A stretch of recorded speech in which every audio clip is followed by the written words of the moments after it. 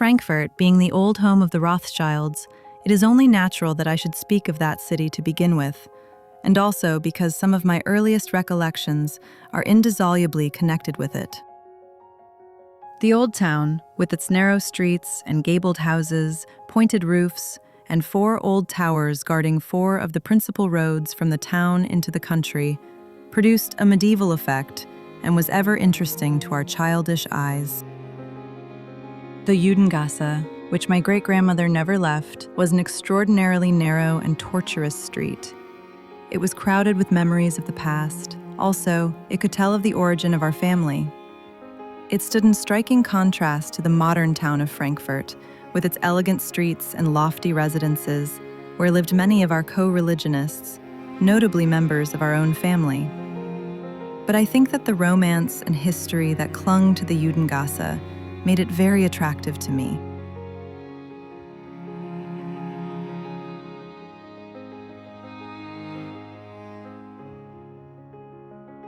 To begin with, there was a very old uncle. He must have been my great-grandmother's eldest son, Amschel by name, whose wife was called Eve.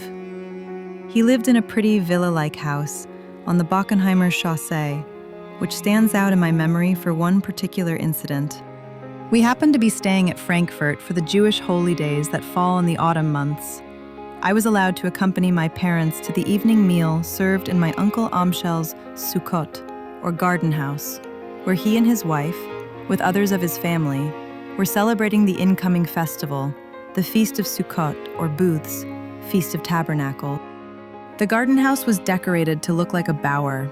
Small open spaces were left in the roof through which we were able to see the heavens, on that night bright with stars. This to remind us of the Israelites living in booths or tents during their 40 years of wandering. Besides this old uncle of mine, it was Solomon, one of the original 5 brothers, who founded the banking house in Vienna. His son, Anselm, married the eldest sister of my father, Charlotte, a tall and handsome woman, remarkable for her brilliant coloring and fine presence. He had a very charming villa residence, the Grüneburg, on the outskirts of Frankfurt. But later on, he made his home in Vienna, and there he remained at the head of the Austrian branch of the great banking house. Besides this, he acquired a large property in Silesia, Schillersdorf, which was celebrated for the varied and wonderful amount of game it afforded to the sportsmen. I think this was specially designed for the benefit of his sons. His own tastes were very simple, and he used to live in his hunting lodge in the latter years of his life, leaving his grand country house to his children. He was a very witty and amusing man with marked literary tastes. For a time he corresponded in verse with Count Buste, then the ambassador at our court, an intimate friend of my uncle's. He was also much attached to a cousin, George Samuel by name, an intelligent and interesting personage with whom he used to have endless games of chess. My uncle and aunt's family consisted of 7 children, 4 daughters and 3 sons. Julia and Matilda, the 2 elder ones, had very graceful, beautiful figures and were of most distinguished appearance. They were both well gifted. Julia was a true artist in the widest meaning of the word, and Matilda, a brilliant pianist and charming composer. The sisters married brothers, Adolphe and Willie de Rothschild, sons of the head of the Naples house. At that time, the Rothschild family had attained a very remarkable position in England, France, Germany, Austria, and Italy. This they owed to their genius for finance, to their strict business-like habits, and to the family feeling that made the interests of one branch common to all. They certainly carried out in their lives the family motto, Concordia, Integritas, Industria. Their vast financial undertakings in the 5 European capitals brought them into close touch with the rulers and statesmen of those countries. The Rothschilds were strict adherents to their faith and deeply interested in the affairs of their community. They were looked upon as the leaders of the Jews wherever they lived and deserved such appreciation. From all these causes, they were on a different social plane from their co-religionists, and gradually became habitués of a world still closed to many of their own Jewish friends and connections. But as Orthodox Jews, they were strongly opposed to mixed marriages. Thus, the frequent intermarriages amongst relations became the only way out of a difficulty which was the result of circumstances. Julia's husband, Adolphe, had a very great opinion of his wife's taste and knowledge, and allowed her a free hand in making what proved to be a wonderful collection of objets d'art. They had also a charming rural abode on the outskirts of Geneva, where as young girls we were most kindly entertained and enjoyed ourselves greatly. Matilda's husband, Willie, while still a very young man, became extremely orthodox in his views. Before he married, he made his bride promise to respect them implicitly.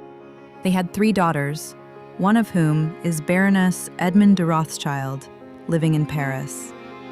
The third sister, Louisa, in her young days a pretty girl with large, blue, sentimental eyes, had 2 or 3 years of social life in Vienna and married a Baron Franchetti from Turin in 1858.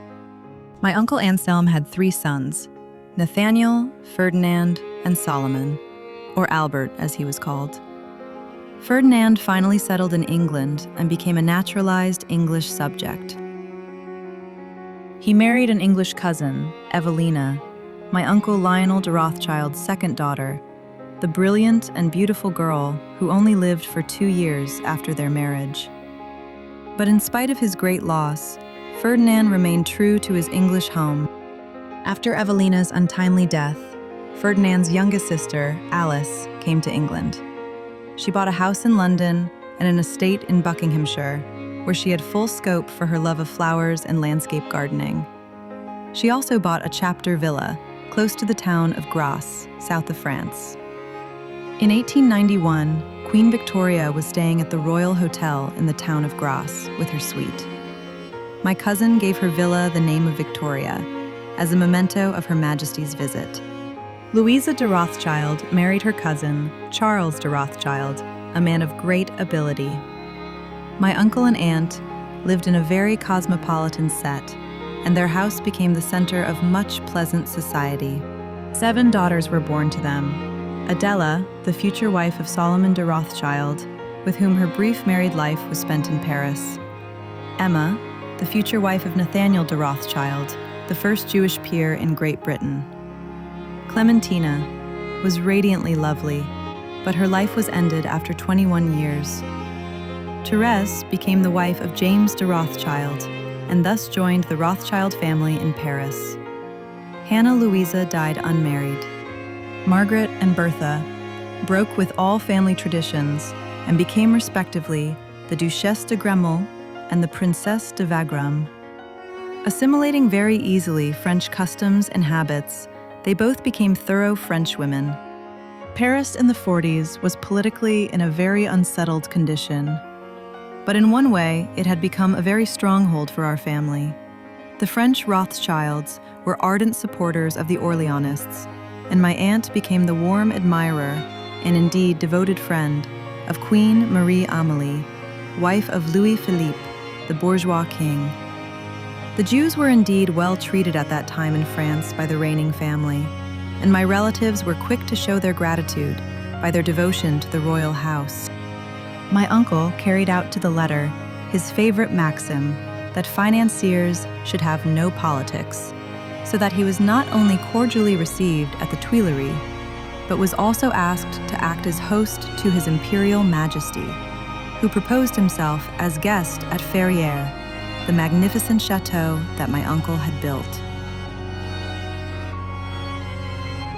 And here I must give a picture, however slight, of that very remarkable woman, known to us children as Aunt Betty, and to the world in general as Baroness James de Rothschild, who came from Vienna at the early age of 17 to settle in Paris as a married woman in the 20s. On Saturday, we dined at a sumptuous feast at Rothschild's. He has married his niece, a pretty little Jewess, née coiffée.